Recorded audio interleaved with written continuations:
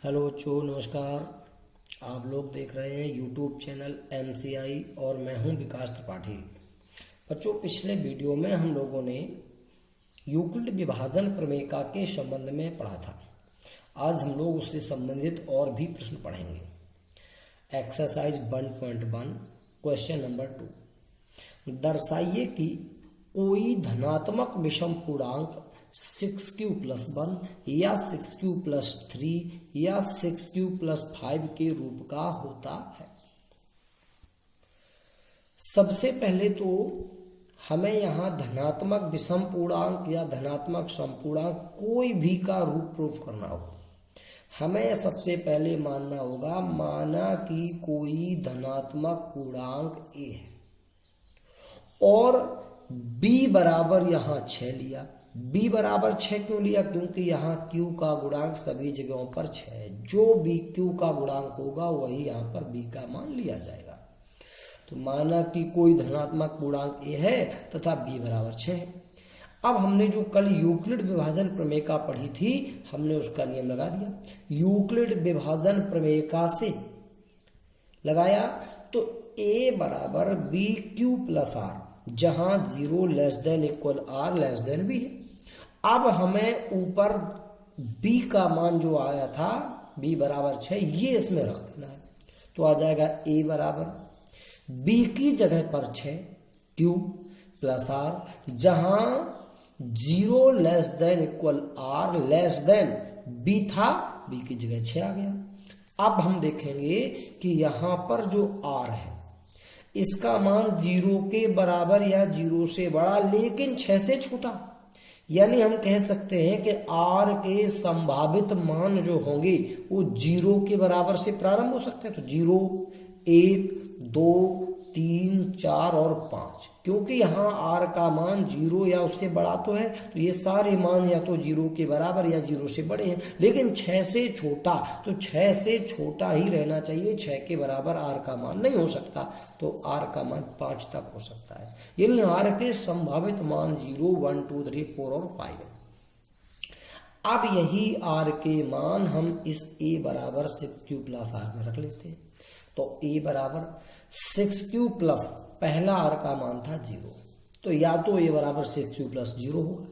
फिर कोमा, अब हमने r का मान दूसरा वाला 1 रखा, तो a बराबर 6q+1। फिर a का मान तीसरा वाला रखा, a बराबर 6q+2। चौथा रखा a बराबर 6q+3, a बराबर 6q+4 और a बराबर 6q+5। यानी r के जितने संभावित मान हैं उन सबको अगर हम a बराबर 6q+r में रख देते हैं तो हमें a के जो रूप प्राप्त होते हैं वो ये 6 रूप प्राप्त होते हैं। a बराबर 6q+0, a बराबर 6q+1, a बराबर 6q+2, a बराबर 6q+3 और a बराबर 6q+4 और a बराबर 6q+5। अब चूंकि हमें पता है कि यहां पर सवाल में कहा था धनात्मक विषम पूर्णांक, यानी a जो है वो विषम पूर्णांक है, तो हम देखेंगे चूंकि a एक विषम पूर्णांक है, विषम पूर्णांक है, और अगर a विषम पूर्णांक है तो जो 6q+0 है, 6q+2 है और 6q+4, जो इनमें से तीन, एक 6q+0, 6q+2, 6q+4, ये तो 2 से विभाज्य है। अगर ये 2 से विभाज्य है तो ये समपूर्णांक है, और अगर ये समपूर्णांक है तो ये रूप हम सवाल में नहीं ले सकते, क्योंकि हमें तो विषम पूर्णांक के रूप दिखाने हैं। तो अब जो शेष बच रहे हैं, एक 6q+1 बच रहा है इनमें से, एक 6q+3 बच रहा है इनमें से, एक 6q+5 बचा इनमें से, ये 3 रूप जो है वो विषम पूर्णांक के हैं। तो जो a बराबर 6q+1, a बराबर 6q+3, a बराबर 6q+5, ये विषम पूर्णांक है। अब हम कह सकते हैं कि कोई धनात्मक विषम पूर्णांक को 6q+1, 6q+3 या 6q+5 के रूप में होता है। क्वेश्चन नंबर 3 देखते हैं। किसी परेड में 616 सदस्यों वाली एक सेना की टुकड़ी को 32 सदस्यों वाले एक आर्मी बैंड के पीछे मार्च करना है। दोनों समूहों को समान संख्या वाले स्तंभों में मार्च करना है। उन स्तंभों की अधिकतम संख्या क्या है जिसमें वे मार्च कर सकते हैं। स्तंभों की अधिकतम, अधिकतम का मतलब है ज्यादा से ज्यादा यानी महत्तम। महत्तम से याद आया मासा, हम लोगों ने कल लासा और मासा के बारे में पढ़ा था। तो इस एक्सरसाइज, इस सवाल में हमें इन संख्याओं का मासा ज्ञात करना है। तो चलिए देखते हैं। परेड में सेना के सदस्यों की जो संख्या थी वो 616 थी और बैंड के सदस्यों की संख्या थी वो 32 थी। वो हमें पता है स्तंभों की अधिकतम संख्या यानी महत्तम यानी मासा निकालना है। तो हमने यूक्लिड विभाजन एल्गोरिथम से इनका मासा निकाला। सबसे छोटी संख्या 3 में 32, बड़ी संख्या 616। तो हमने छोटी संख्या का बड़ी संख्या में भाग दे दिया। भाग दिया, हल करने से शेषफल निकला था 8। अब हमने कहा था कि जब शेषफल बचे तो उस शेषफल का भाजक में भाग दे दिया जाता है। तो इस शेषफल 8 का भाजक 32 में भाग कर दिया।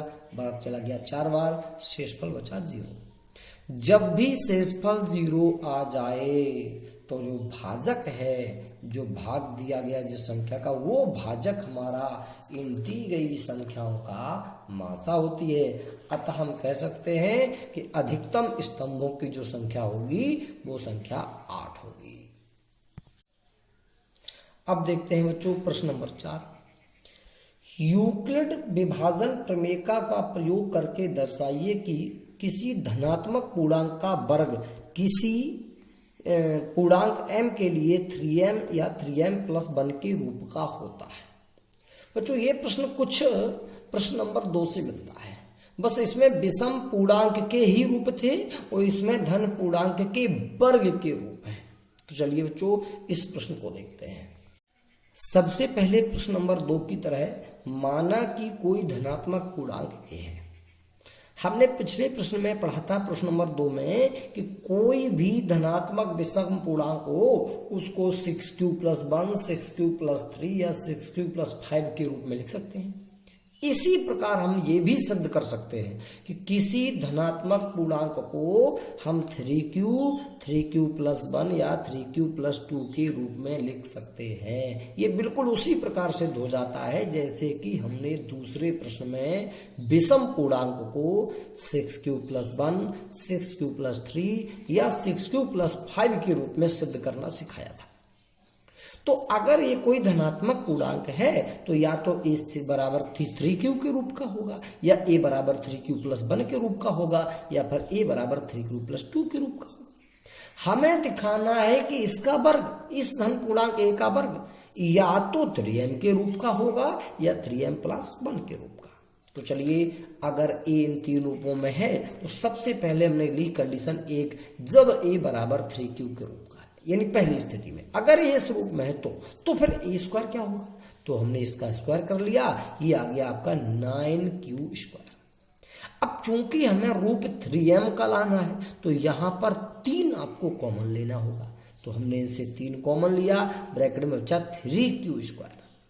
अब देखेंगे कि जो 3 एक पूर्णांक है, q पूर्णांक है, स्क्वायर यानी घात 2 पूर्णांक है। अगर कोई पूर्णांक हो उनको आपस में जोड़ें, घटाएं, गुणा करें या घात लगाएं पूर्णांक को, तो उसका जो निष्कर्ष, उसका जो हल होता है वो एक पूर्णांक होता है। तो हम इस पूरे पूर्णांक को एक m मान लें।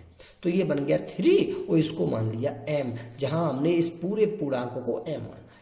तो ये रूप बन गया 3m का रूप, 3m का रूप। अब अगर a दूसरी स्थिति में है, अगर ये 3q+1 के रूप का है तो फिर a² निकालेंगे। तो 3q+1 a का मान जो दूसरे रूप वाला है ये रख दिया, तो अब बन इसका स्क्वायर, इसका वर्ग किया तो 9q² + 6q+1। अब देखना ये होता है कि यहाँ पर हमें रूप तो 3m या 3m+1 का लाना है, तो इसमें दोनों में ही 3 कॉमन में है, तो हम इनसे 3 कॉमन लेते हैं। तो देख रहे हैं पहले 2 पदों में 3 कॉमन है, इनसे 3 कॉमन लिया, बचा या 3q² + 2q और बाहर रहेगा +1। अब जो ब्रैकेट के अंदर लिखा है ये पूरा एक पूर्णांक बनेगा। हमें पता है ये पूर्णांक है, ये पूर्णांक है, घात भी पूर्णांक है, प्लस है, 2 भी पूर्णांक है, क्यू पूर्णांक, यानी पूर्णांकों को जोड़ो, गुणा करो, घात लगाओ, सब पूर्णांक रहता है। तो फिर ये पूरा पूर्णांक हमने m मान लिया, तो बन गया 3m और प्लस 1 अलग से लगा ये वाला। तो जहां हमने 3q² प्लस 2q को m माना जो ब्रैकेट के अंदर लिखा था, तो ये बन गया 3m प्लस 1 का रूप। और अब तीसरी स्थिति, जब a बराबर 3q प्लस 2 के रूप का होगा तो फिर a² का मान आएगा 3q प्लस 2 का होल स्क्वायर। इसका भी वर्ग किया, 9q² प्लस 12q प्लस 4 आया। अब देखा हमने कि इनसे 2 से तो कॉमन है पहले दो पदों से, इससे 3 कॉमन नहीं है, लेकिन ये 3 से बड़ा है। अगर जो अंक हम कॉमन लेना चाहते हैं ये उससे बड़ा है तो इसे उस अंक के रूप में बदलो। जैसे हम 5 कॉमन ले रहे होते और ये अंक 5 से बड़ा है तो हम 5 प्लस करके इसे लिख देते हैं। तो यहाँ पर 4 को 3 प्लस 1 करना होगा। ऊपर दो पहली दो संख्याएं जो कहते हो, बस 4 को 3 प्लस 1, जिससे कि इससे भी 3 कॉमन आ जाए। अब पहले 3 पदों में से 3 कॉमन है, तीनों से 3 कॉमन लिया, ये बचा 3q² प्लस 6q प्लस 1 और प्लस का 1। अब ये जो ब्रैकेट के अंदर लिखा है ये फिर से पूर्णांक होगा, क्योंकि हमें दिख रहा है सब पूर्णांक हैं।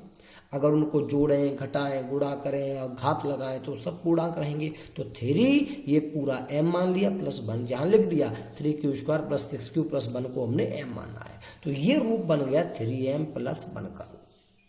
तो हमने पाया कि जितने भी एक ही कंडीशंस थी सब में या तो 3m का रूप बना वर्ग करने पर या 3m प्लस 1।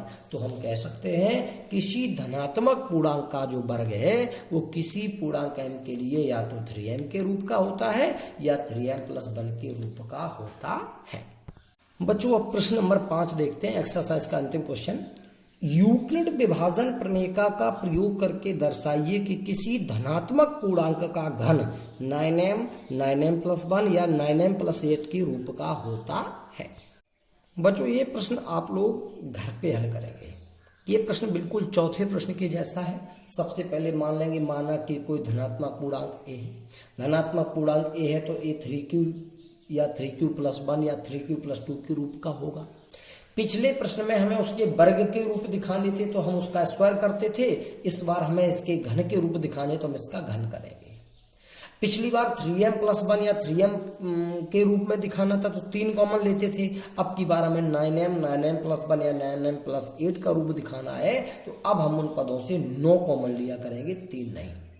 और ध्यान रहे जब लास्ट में 4 आया था तो हमने उसे 3 प्लस 1 किया था। यहाँ अगर 9 से बड़ी संख्या आएगी तो उसे 9 प्लस करके लिखा जाएगा, तो ये प्रश्न भी हल हो जाएगा। बच्चों ध्यान दें, ये सभी प्रश्न पहली एक्सरसाइज के आप लोग हल करें।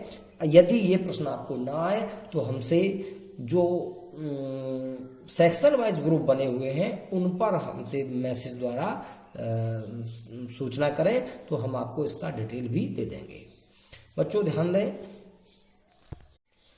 कि ये जो कुछ भी आपको पढ़ाया जा रहा है इसका जो ग्रुप वाइज सेक्शन वाइज में ग्रुप बने हैं उन पर आप लोग मैसेज द्वारा हमें होमवर्क दिखाएं, जिससे कि हमें पता चले कि आप लोग होमवर्क कर रहे हैं। धन्यवाद।